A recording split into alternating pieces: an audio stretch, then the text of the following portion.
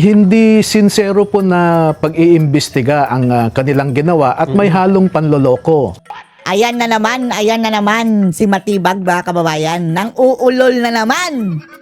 O, di ba? Noong mga nakaraang araw, mga kababayan, sinabi ni Matibag na, binawi daw dapat, mga kababayan, ng mga ex-marines ang kanilang transcripted na salaysay, mga kababayan, dahil pinabawi daw ni Baligod. Gusto pa nga daw punitin ng ilan, tapos 6 lang daw ang nakapirma, ang 12, hindi pa. Umatras daw, mga kababayan, ayaw pirmahan. Pinwist pala yun ni Matibag, mga kababayan.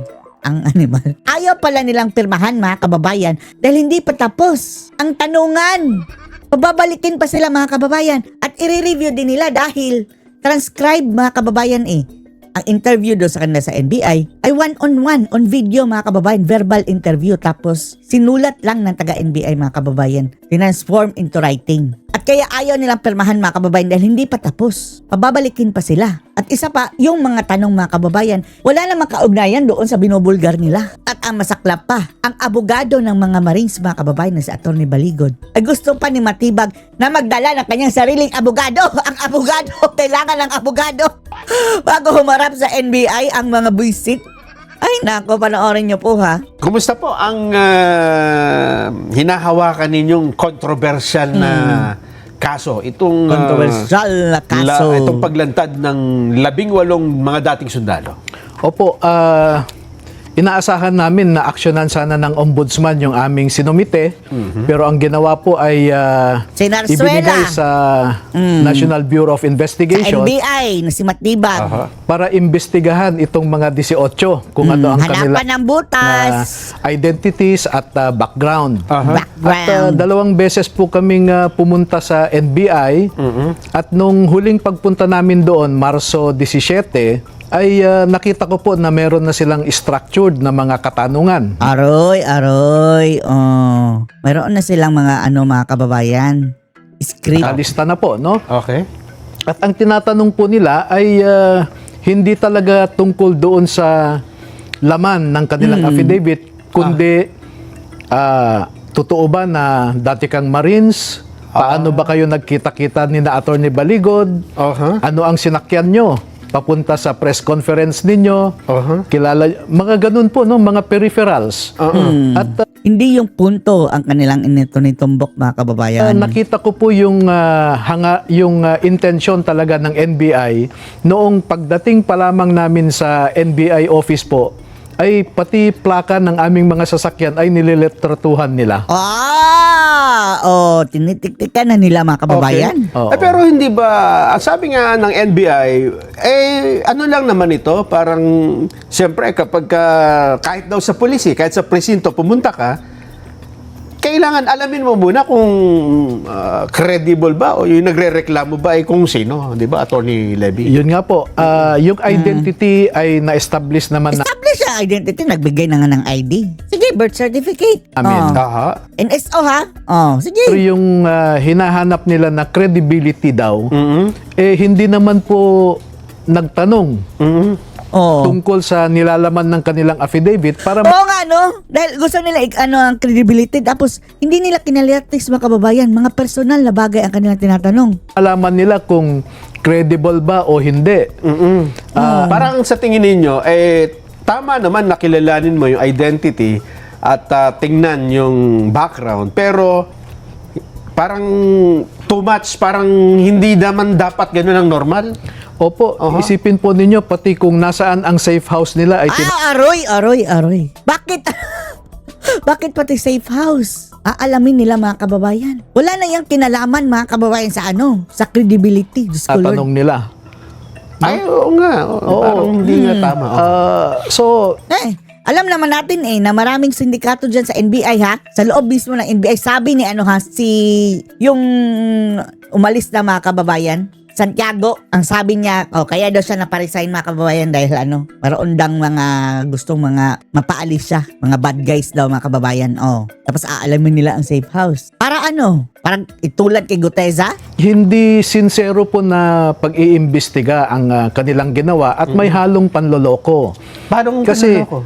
ang sabi po nila sa amin pagdating namin doon ay, attorney, kwan ito ha, hindi ito custodial investigation.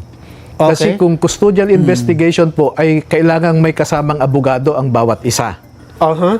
So sabi ko, kung hindi custodial, okay lang. Pero nagbigay ng payo yung director nila. Ang Apo. sabi, si Attorney Baligod, dapat kumuha rin siya ng sarili niyang abogado. Nako! Ang abogado mga kababayan, pagkukuhain ng sariling abogado, Diyos ko Lord. Dahil iniimbestigahan din siya. Ang sabi niya. Nako, matibag So na hindi to. po nagtutugma. Oo At custodial investigation na yung nangyayari talaga. Pero alam nyo, Kuya Kuya? Nelson, Kuya Nelson. merong isang, nung natapos na ang tanungan, Kasi edad lang kayo. ipinakita sa akin nung mga investigador yung natapos nila na dokumento, no? Yung question and answer. At nagrereklamo sa akin si Benny Bolante, for example. Ang sabi niya, sir, hindi naman nila ako tinanong kung ano yung nalalaman ko tungkol sa pag-deliver ng mga maleta. Oo. Tapos nung binuluntaryo ko na sabihin sa kanila, hindi nila sinali sa aking affidavit. Mga hudas talaga ito mga kababayan ng kanilang ginagawa, no? Ay, So nako. ang tinanong ko yung dalawang investigador. Ang sabi po nila, Sino bang gustong imbestigahan itong mga NBI mga kababayan at sino gusto nilang protektahan? sa akin, sir, hindi na namin sinali dyan dahil nandun naman nasa sinampa, pinagsamang sinumpaang salaysay nila. So yun po ang explanation.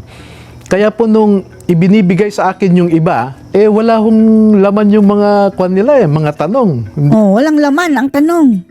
naman tungkol. Hindi tungkol doon sa sinasabi. Oo, kaya ang sabi po ng mga investigador, sige sir, pwede bang ituloy natin ito?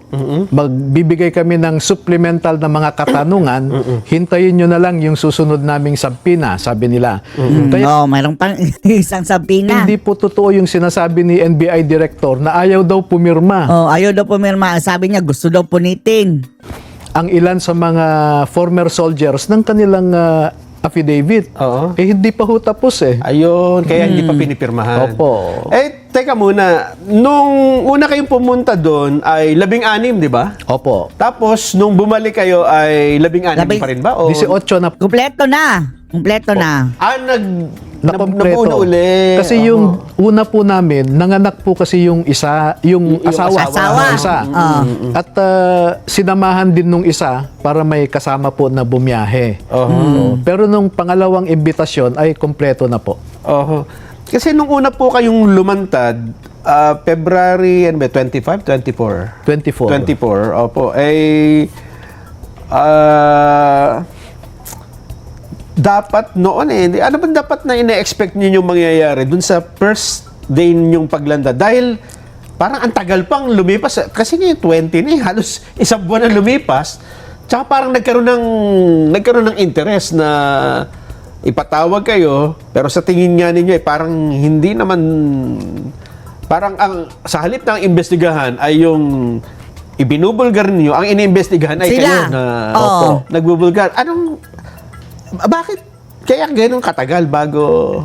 Yan po ang isang rason at pagpapatunay na tama ang aming naging desisyon na ibahagi muna namin sa kababayan natin noong February 24 yung nilalaman ng kanilang affidavit. Dahil kung diniretso na po namin sa Wala ombudsman, na. Isa-silence na sila. Subdisi pwede- na. po kaming makover doon sa confidentiality nature ng proceeding sa ombudsman at mamamatay na doon. Hindi nyo na mailalanta. Opo, hindi na mapapag-usapan po yan. Kaya minarapat po namin na ipaalam sa ating mga kababayan para lahat tayo ay tutukan at bantayan kung ano ang dapat gawin ng Dapat sana, yun. Kay Lacson. Ayaw ni Lacson, di bakla daw ombudsman. Pero kasi noong kayo ay lumantad, ang sabi nga nila, naku po, tiniming pa na EDSA Revolution Anniversary. Naku, sigurado destabilization yan. Tapos mga dating sundalo Di ba, ganyan din noon na pagka gusto mong Tapos na ang EDSA na anniversary. magkaroon ng kudeta, may mga lalantad na mga dating sundalo, kaya mga sundalo. Bakit ba nagkataon na February 24 pa? Wala ho kaming deliberate na plano na lumabas sa araw na yan na ang sinasabi nila wrong timing. Ako po ay nagtataka sa katanungan na yan dahil ano po ba ang dapat na timing? Ano ang right timing? Ano ang right timing para ilabas po ang katotohanan? No? At kung timing ang pag-uusapan, palagay ko tamang-tamang timing Kasi EDSA Revolution ay gusto nating ipaalala sa mga tao. Nakawan ng Marcos Sr. Manumbalik ang kaisipan natin sa naging rason kung ano ang nangyari noong 1986. Ang isa pang sinasabi, sigurado may nagpondong malaki dyan, kaya ito naman matagal nyo nang nasagot, pero ngayon lang namin kayo nakausap. Mas maganda siguro ay yung mga nakakasubaybay sa atin ay maintindihan din yung sagot ninyo tungkol dito. Alam niyo po kung sinasabi nilang nabayaran kami, nabayaran ang mga sundalo, Si Matibag, mga kababayan, NBI mismo ang nagbintang, ha? pwede ko pong ipakita sa inyo yung text messages namin nung isa na nanganak yung asawa. Dahil yung hindi nyo kasama nung isang araw. Opo. Kasi sir, pwede bang tulungan mo ako? Kailangan ko lang pambayad sa ospital. Nagpa-GCash pa ako sa kanya. And then sabi niya, sir, naiwan pa yung anak ko sa ospital. Pwede bang makatulong kayo? So, kung nabayaran po ang mga ito, hindi na ho siguro hihingi ng, At saka, ng konting halaga. At saka siyempre, Ay, willing kaming mag-ambag. Send ang GCash. Dahil hindi yan nakakapagtrabaho, mga kababayan. Nakakapagtrabaho. Ngayon, delikado sila, mga kababayan. ang pagkakaalam ko sa Marines, di ba, hindi naman Napasula na sila, unemployed na sila ewan ko, ngayon. di ba, pero sa matagal ng panahon, hindi sila ganun no? Na sa pere, no? Opo, yung nandun po yung disiplina, no? Disiplina. Ang sabi nila, sir, sanay naman kami sa hirap. Yung papasukan namin ay Pero iba marahil na, ito mga na yung kababayan, huling basta ano? laban na papasukan namin. Dahil gusto naming magpakasundalo para sa ating bayan. Yun po ang talagang rason nila Dito sa, nung lumitaw kayo, attorney, kasama yung 18, ito yung unang kopya niyan Pero ang gamitin na natin itong may notaryo ito, hindi ba? Opo. Pero bago yon, nagtataka nga rin ako bakit parang kay Gutesa din, no? Na ang unang tinanong ay yung abogadong nagnotaryo. Tapos nung nakita nila na tama naman ang notaryo at pinatotohanan ng lawyer, yung witness mismo sa notaryo. Nagtatawanan nga kami dito ni Jen. Sabi ko, ngayon ako nakakita ng gano'n. Kasi sa tinagal-tagal naming reporter na nagko-cover ng mga kaso sa DOJ, wala pa kaming na-encounter na yung notaryo ang iniimbestigahan Kaya po, doon natin makikita yung totoong pag-iisip ng nasa gobyerno ngayon, no? Pinagtatakpan nila itong malaking pagnanakaw na naganap po sa administrasyon na ito. Kaya nga po, lumapit nga kami sa simbahan sa mga religious, no? Dahil nakita po namin na itong ating gobyerno ay hindi na it is no longer serving the interest of the people. Makikita po nyo yung executive branch, no? Napakarami po involved sila sa pagnanakaw. Yung iba't ibang departamento, katulad ng example ko, yung sa Department of Agriculture, noong 2024 po ay 8 billion pesos ang kanilang disallowance. No? Pag pumunta ka naman sa Kongreso, lahat po sila involved din sa, halos lahat, hindi, halos lahat ay involved din sa pagnanakaw. Pero itong mga ilan sa mga nabanggit na pangalan dito, halimbawa, itong pinakabago, si Agriculture Secretary Chu Laurel ay nag-file ng cyber libel. Nung mga nauna, si De Lima, sino pa ba? Nakaka-anim na ata Father Flavi, si General Katapang, Antonio Trillanes, at saka si General Ed Anyo. Oo, kasi noong nangyari yan, ang sabi namin dito ay, teka, mukhang mauna pang mukhang mauna pang makulong itong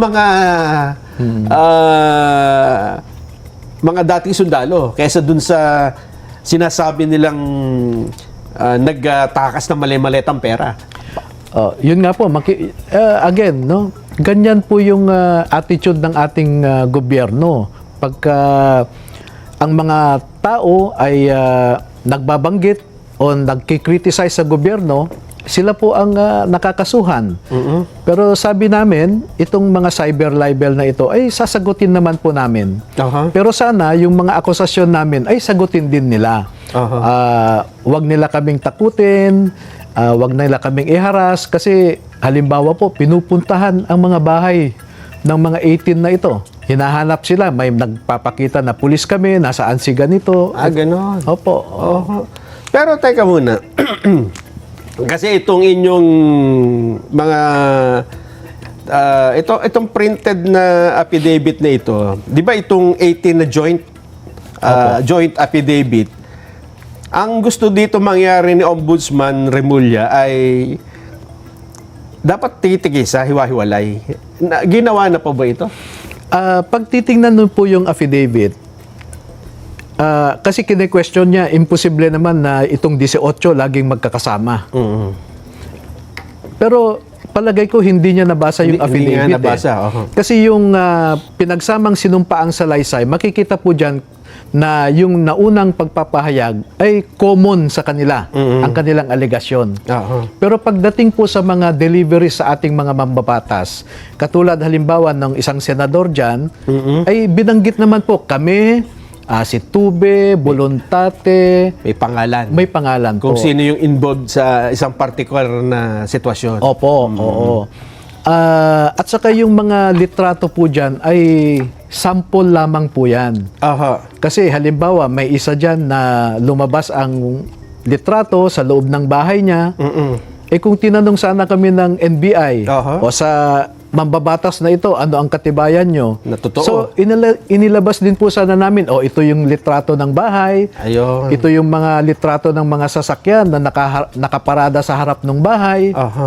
Pero wala pong ganung pagtatanong Para magkaroon kayo ng parang supplemental na patutunayan. Pero ito po, dahil aminado naman itong mga dating sundalo na nung dinideliver nila ito, hindi na naman nila alam kung saan galing Ang ibig sabihin na hindi naman nila alam na ito'y galing sa flood control o kung anumang project. So po, posible din na may mga picture dito, attorney, na nag-deliver sila ng pera na hindi naman talaga may kaugnayan sa pondo ng gobyerno. Maaring transaksyon lang ni Saldico sa isang negosyo niya. Maaring gano'n, nakahalo. Pwede pong nag-deliver sila dahil contractor din si Saldico. Yes. Nag-deliver siya ng commission sa isang mambabatas. Pwede. Kaya ang sabi po sa transmittal letter ko kay Ombudsman Aha. ay maaaring may violation sa Republic Act 3019 Okay. at saka Republic Act 6713. Kasi yung mambabatas tumanggap ng malaking halaga, hindi naman niya po ni-report sa kanyang SALN. Ayun. So that is- So doon papasok. Oo. Criminal offense din po yun. Halimbawa naman, nag-deliver sa isang pribadong tao, tapos yun naman halimbawa, ang binabanggit nila si Andrew A. Nag-endorse at binayaran ng napakalakiting halaga. Pero wala naman yata dito si Andrew A. sa picture, ano? Opo. Pero posible ba yun na may ganun din? Na Meron din- nautusan din sila sa ganun? Opo, halimbawa isang pribadong mamamayan, Opo. dineliveran ng pera at may katibayan na ilang maleta yan, Ayun. dineclare ba niya sa income tax return niya? Ayun. Kung kung na-declare, so walang problema. Opo, tax Ayun. evasion po yun. Oo nga. So, ang ibig lang ninyo sabihin dito, andito lahat ito, patunayan natin kung alin dito talaga yung... Kasi dapat ang nag-iimbestiga ng anomalya, nangangalap ng ebidensya. At saka na lang niya sasabihin, ito hindi to pwede, ito hindi to pwede. Hindi pwede, hindi kayo pwede lahat. Opo. Ang problema, wala pa talagang totoong pag-iimbestiga, meron na ho silang conclusion. Meron na nga. Oh. Katulad ni Ombudsman, ang sabi niya, ang isang litrato dyan ay kinuha o nakuha noong nakaraang administrasyon pa. At alam ko po yung tinutumbok niyang litrato. Kung alin dito. Oo, pero pag nag-imbestiga siya, ipapakita namin yung metadata Aha. ng litrato na yan. Yung pagkakakuha ng Oo, petsa mismo. Nandyan yung petsa, yung oras. Oo. Na ito ay hindi matagal ng picture, kundi Opo. anong taon yun? September 2022. Ayun. Oo, ganun din ang bago mag-imbestiga ang NBI, ang dami na pong nilabas na konklusyon ang kanilang direktor. So parang baligtad. Conclusion muna bago investigasyon. Opo, parang ganyan po ang nangyari sa... Ayun nga po. Teka, kasi kaya na nabanggit ko kanina dito, attorney. Eto ha. Asan ba yun? May napansin kasi ako rito na sabi ko, mukhang dapat talagang investigahan. Mayroon binanggit dito na kasama rito ang mga larawan. So ito yung mga picture, no? Oo. At video. Meron ba dito sa ano? Hindi ko po pwedeng mai-attach ang video Ayun yan. nga, yun Kasi sinasabi. video, di Yun ba? ang sinasabi namin. Sabi ko, ibig sabihin, yung mga nandito, picture.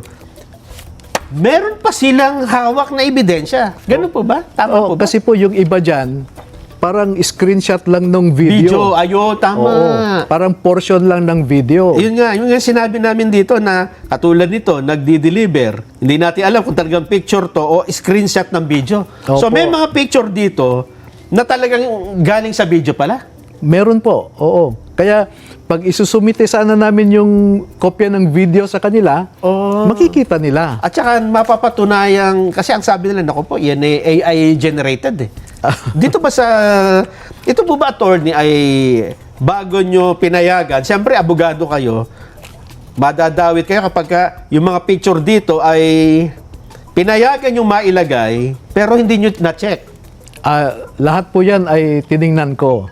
At galing talaga sa mga telepono nila. Ibig sabihin, hindi ito ipinasa lang. Alam ninyo kung yung binabanggit yung metadata. Lahat ito meron. Oo, nakita ko po yan. Oo. Oo. In fact nga, meron din, nagdududa na kung ilan ang na-deliver. Pwede ho na, kasi halimbawa yung helicopter dyan na ginagamit, Apo, itong nandito. nandyan po, mga 4 na litrato yan na ipinapakita yung parehong helicopter. Pero pwede ho naming ipakita na, naku, ilang litrato po yan. Hindi lang ho siguro 50. Ganun? Oo, Mga picture, ganun kadami? kasi sample lang po yan. Kasi kung ilalagay nyo rito, parang, dapat nga wala nang i-investiga. No. Kaya yun po ang gusto sana namin na pag mag-imbestiga sila, pwede naman nating isa-isahin. O halimbawa, ang sinabi nyo si Congresswoman Franz Castro.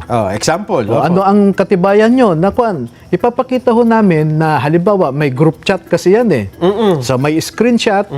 O nandun kung ano yung plate number na ginamit, sino yung kasama. So may establish. Oo, at may litrato dun sa loob ng conference room.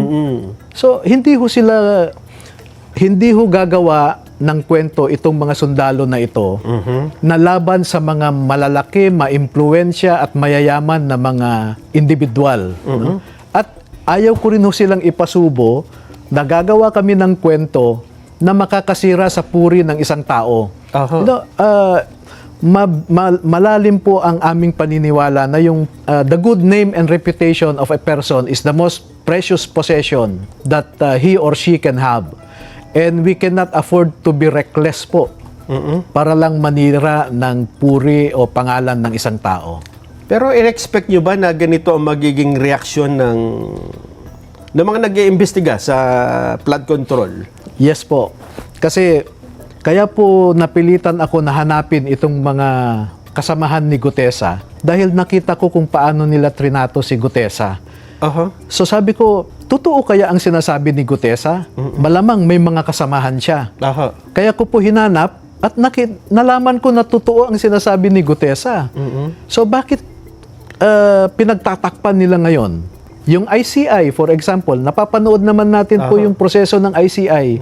Halatado naman po na pang-cover up yan eh.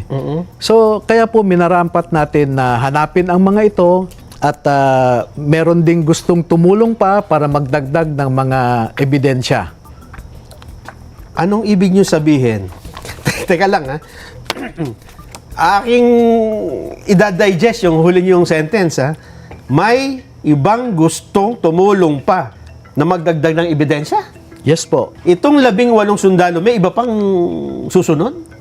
Malaki po ang posibilidad. Ito bang mga ito ay mga dati ring sundalo o meron ding mga... Kasi ang dami rito nabanggit ng mga tao na hindi naman sundalo. Alin po yung mga kasamahan nila? Opo. Hindi, halos lahat po yan ay dating sundalo. Ang hindi lang sundalo dyan dati ay yung mga drivers. Driver. Ayun nga, yung sinasabi ko, meron bang mga ganun? Possible in the future? O hindi natin alam, baka next week or... Abangan po natin, Kuya Nelson, kung anong... Ito ang napansin ko dito, no, na kasi kay Gutesa, isa lang, ang lakas ng impact, no? Pero ba't hindi nyo ginawa kaya na isa-isa ang inilabas?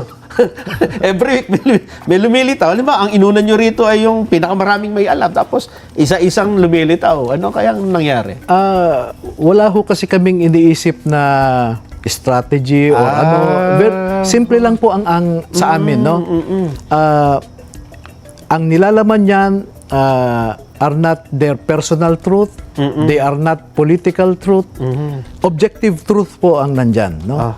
Kaya kung ilan silang handang lumabas po sila. Pero sa haba ng kwentong ito at sa dami nila, matagal yung binuo ito. Ibig sabihin, kaya siyempre, hindi mo basta tatanggapin, attorney, di ba? At ang gagawin nyo, gagaya siguro ng ginawa ng NBI, chinek nyo muna lahat. Opo.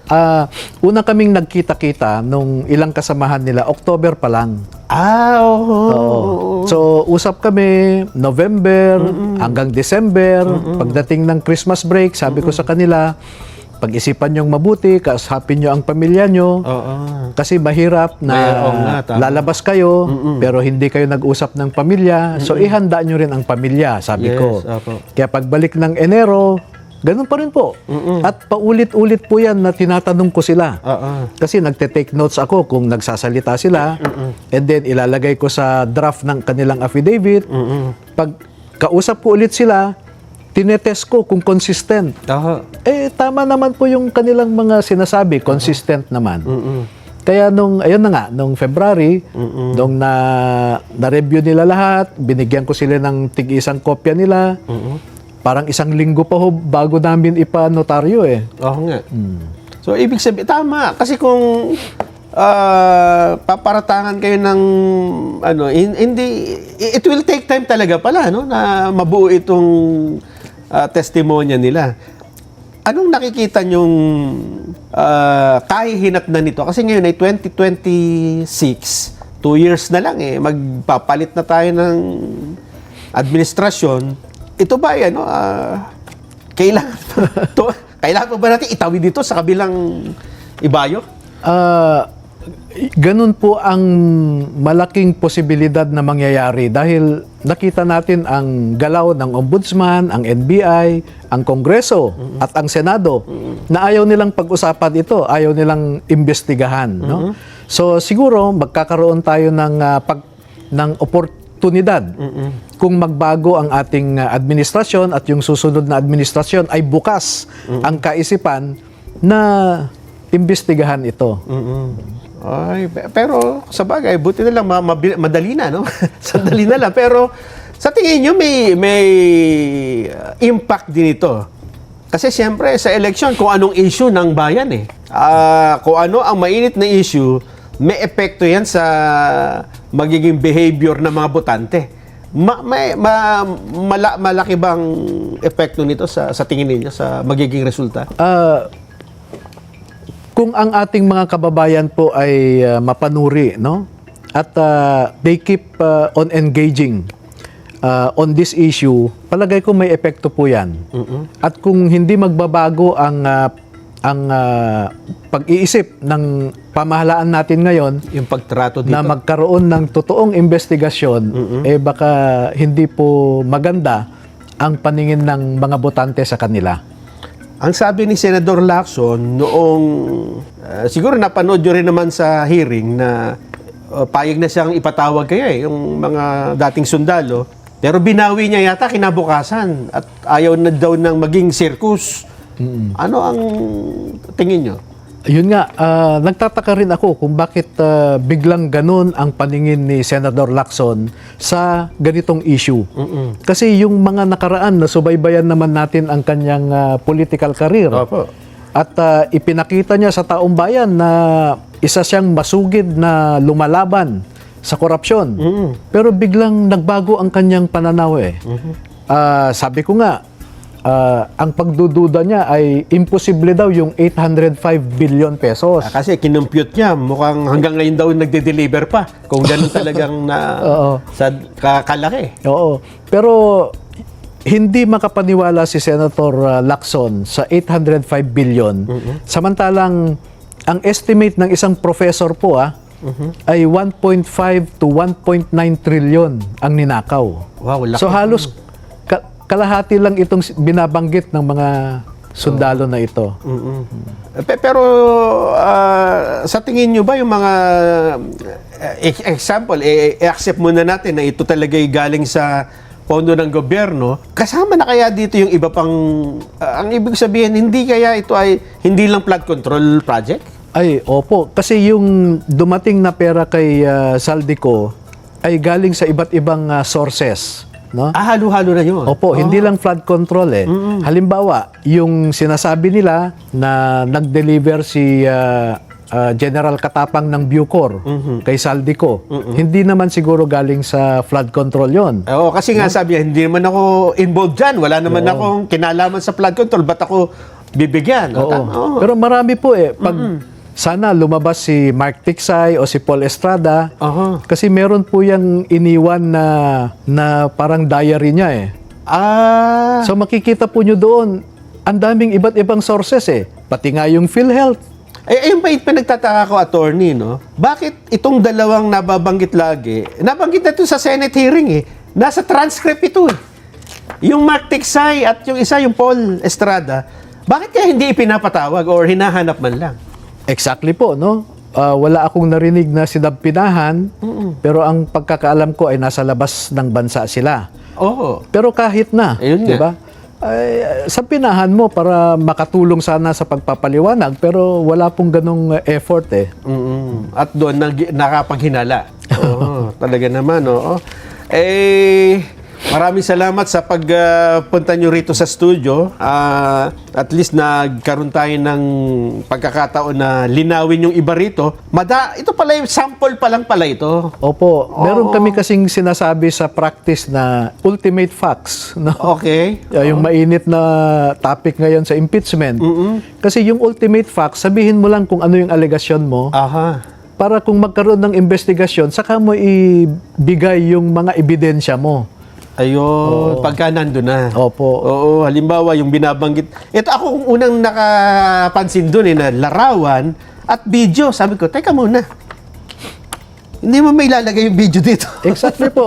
So meron talagang video. Yan ang sinasabi ko sa mga NBI na we are ready to comply with your subpoena to present digital evidence, mga litrato, etc. Pero hindi naman nila tinanong. Ayaw nilang hingin. Pero ito ba, attorney, siyempre, yung mga ebidensya na yan, digital, pwedeng mawala yan, mabura eh. Naka-ano ba ito? Naka-safe keep? Ibig sabihin ano man ang mangyari, ay meron ng kopya nito. Opo. Pwede namang ilagay sa cloud lang. Sa cloud, oo. Bigyan niyo akong password. Maraming salamat. Baka meron po kayong gustong sabihin pa sa ating mga kababayan, attorney. Opo, sa ating mga kababayan ay wala kaming intensyon. Walang intensyon itong 18 na dating mga sundalo na basta manira ng puri ng ninuman. Gusto lang nilang makiambag, sumali sa panawagan na kailangan ang korupsyon sa gobyerno ay matigil na or masawata na. wag nyo po silang siraan, no? Mag-focus tayo sa issue lamang. Sa ating gobyerno na ngayon ay ginagawa ang lahat na mag-conduct ng complete background investigation, katulad sa akin, handa naman po kaming magpa-imbestiga. At kung yan ang nakikita nyong sagot sa aming mga aligasyon, sana wag naman po kayo tumigil dyan. Tingnan nyo rin yung aligasyon ng mga 18 na dating sundalo. Salamat po.